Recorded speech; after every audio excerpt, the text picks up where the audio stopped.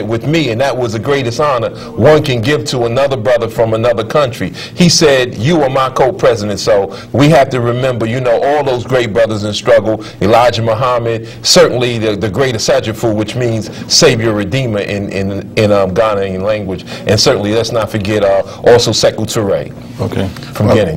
But what can you say after Mike? You know, but we really have to understand that when we have African leaders that guide our people, and we talking about throughout the entire diaspora, where we can have someone we can look to and understand the direction that we need to take to free our African nations and our African brothers and sisters, that we definitely have to pay homage to those leaders. Right, okay, and Fidel Castro, big up, because he was one of the individuals, one of the only leaders who assisted Africa in their struggle against nations like Israel, nations like South Africa, and if it was not for the Cuban people, perhaps some of these African nations would not have been as liberated as quickly as they were. But Africa is still under the foot of the West, of Europeans. They're still robbing Africa blind, and I was listening to a conversation about the Congo. I didn't know we was going to talk so much about Africa. The problems that they have, you know, the leaders that are set up, who are supported militarily so that Europeans can continue to rob the natural resources of the country where the people get nothing. I mean, I've always asked the question, why is Africa, or how is Africa the richest continent on the planet, but the people the poorest? Because they continue to be robbed by Europeans, you know, who perpetuate, just as they do in the United States with the drugs and the diseases, what we're going to talk about, what happened in Guatemala. You know, these things still go on. So at some point in time, as African people, we have to open up our eyes about the relationship between the African peoples and the West as it relates to their undermining our efforts to you know, be a whole people. But segment number 2 was discovered this week, you know, that United States had conducted some what they call experiments in the nation of Guatemala between 1946 and 1948, where they imputed syphilis into over 700, this is the number that they give us, citizens in Guatemala without treatment, without you know, any you know, advice on how to cure themselves, similar to what they did to African Americans in the United States under the Tuskegee experiment. Once again, chemical warfare. You can talk about the Taliban. You can talk about, you know, Iraq. You know, does Saddam Hussein have chemical warfare? But the United States, first with the American Indians and the blankets, with the diseases. Europeans have always used chemical warfare against non-whites. But what are some of your impressions, Mike? We'll go with you first when you heard about this new revelation. And for people to believe, I'm sorry, that it only happened in Guatemala and Tuskegee, is ludicrous. And only in 1948, exactly, it's ludicrous. Well, certainly the Tuskegee experiment goes back to the 1930s, and as you mentioned, the smallpox and also the chemical warfare of poisoning, you know, places where traditional Native Americans drank water. General Amherst, who represented the American government, did those things, and so we have to be aware of that. Now, certainly in Guatemala, when you have resources that America wants for free, it's a shame that they would do something like that. So if they report whether it's 700 or 7,000, you can multiply that number by 1,000, and then when you take into consideration that these diseases that are alien to these people, they're going to continue their lives, and it will continue to multiply.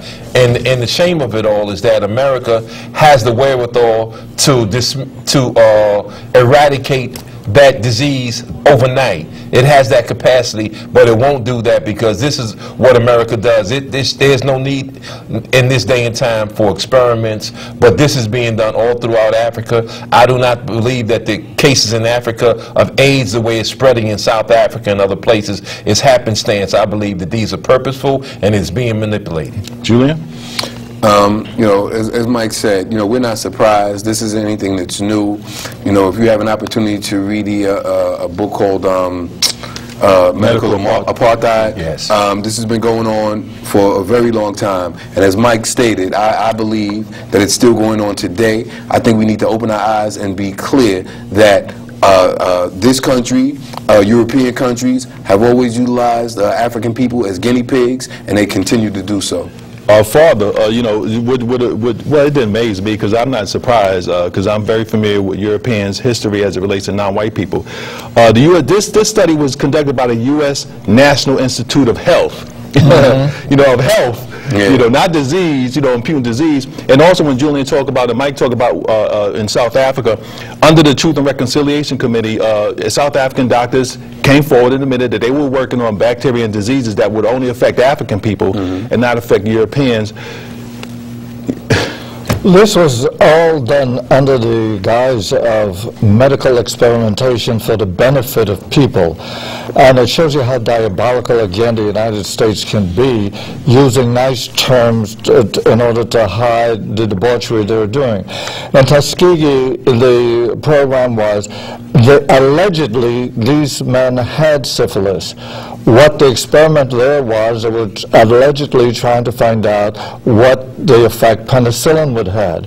So they pretended that they were treating these men for the syphilis, but were giving them nothing. They wanted to keep it going in order to conduct that experiment. In Guatemala, they took it one step further. They infected these people with syphilis and deliberately did so in order, again, the experimentation, particularly in regard to again, penicillin. And this morning, I heard a doctor who was the major one both in Tuskegee and in Guatemala, who was justifying this as late as this morning on the radio, that, you know, this was an experiment to help people, and I suppose the end justified the means. And as far as what Mike and Julian were alluding to, namely the so-called using chemical warfare, it's not only against people abroad, but people here. Exactly. Folks forget how they did it in regard to prisoners, black prisoners they were doing it to, black soldiers, people in the army were being used as guinea pigs for some of these things. So the diabolical nature of this country, now these are all crimes against humanity, and nobody is talking about bringing the perpetrators of these things to justice. Black children. Black children. Most of this is in there. Right up in the Bronx. Yeah, absolutely. Yes. Mike, you made a statement, you know, Jay Rogers in his book, 100 Amazing Facts About the Negro, I think it was Livingston, or also the other guy with Livingston, he reported how diseases such as syphilis and gonorrhea was totally foreign to the Africans.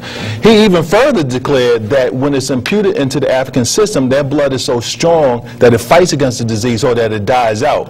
You know, so when you talk about how does African Americans become the carriers in such high numbers of these diseases, when at one time they were totally foreign, and then they were totally foreign to the American Indian documentation said, you know, but answer that, and then I know you wanted to make another point as well. Well, yes. And J.A. Rogers, 100 Amazing Facts About the Negroes. Well, what you mentioned is accurate. The history books now, with all this revisionist history going around, they're not going to tell you that when Europeans came into Mexico, that over 1/3 of the population instantly died just from them sneezing on them. So, and they knew that also that those men under his name will come back to me in a minute. That they had syphilis, and that they were giving Mexicans, and I'm saying that they were indigenous to this country, so-called Native Americans in that area, and that they wiped out over 1/3 of them just from the diseases alone. The same thing happened in Hawaii. Everywhere, so I'm not even just limiting this to Africa. Everywhere white men went, indigenous populations died almost instantly. And that was just from their presence alone, because they brought these diseases, as you mentioned. And I'm not even talking about chemicals. I'm just talking about their presence alone. And when they found out they was killing them, they didn't stop. And then when they did things to the soil, did things to change the food substances, taking, you know, that also. But I would also say that their excuse in the Tuskegee experiment is that they wanted to see what advanced syphilis, what it looked like, what areas of the body it attacked. And that's bogus. That's just an excuse. That's revisionist history, because they had more than enough white cases to see what advanced syphilis looked like, and look no further than Al Capone in Chicago and others who had advanced cases of syphilis. They intentionally did this to black men because they just conveniently always use us for these medical experiments, as Julian and yourself pointed out, in medical apartheid, and it's a disgrace. All right. Who hath an ear, let him hear. We're going to change topics a little bit. There's a big move in the state of New York about redistricting the state.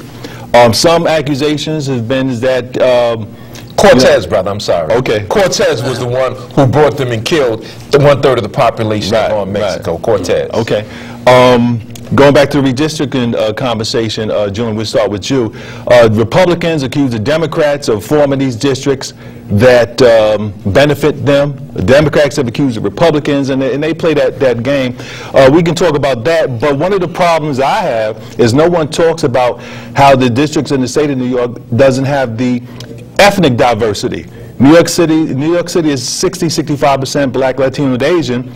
So if you're going to redistrict, if you're going to reshape the district, then if there's if there's no taxation without representation, then that should be in the conversation, because I know these districts are preserved to maintain some white strength politically.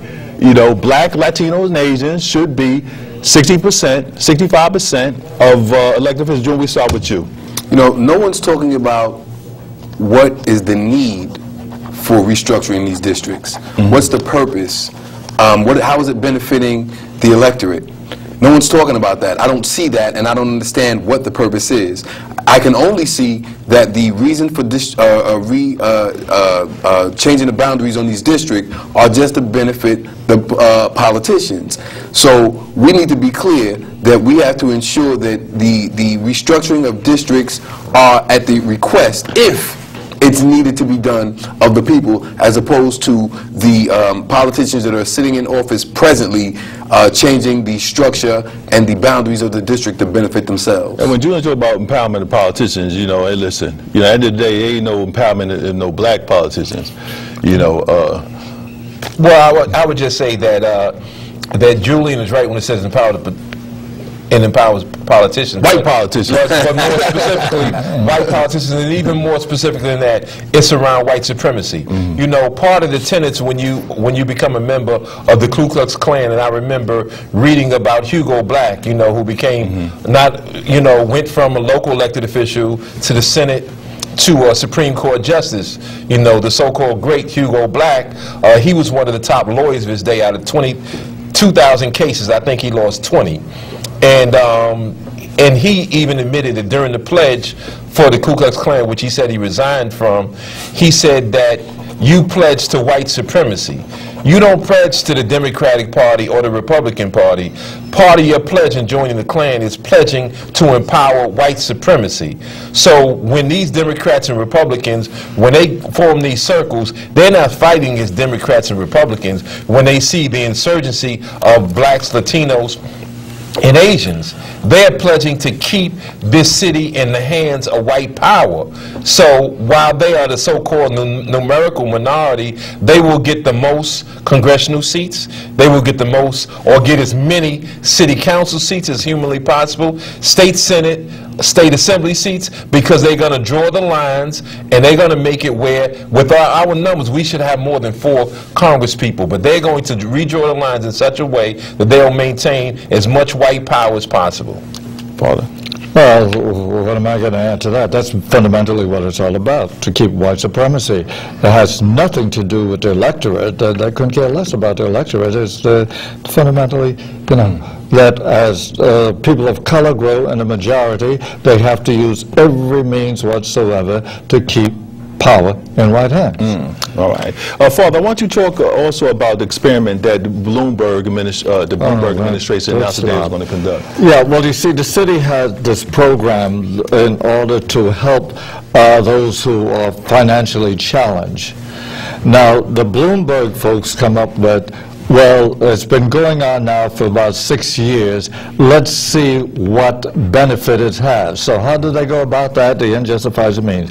They have chosen arbitrarily how many families they will continue to help according to this program, and then on the other hand, how many families they're going to let swim on their own. They won't do anything. So whether it's a large number of them or single mothers with children, they couldn't care less. I know one particularly who has 3 children. They're not doing anything, and that's deliberate because their idea is to see if it makes any difference between those who get help and those who do not. Now, nothing could be not only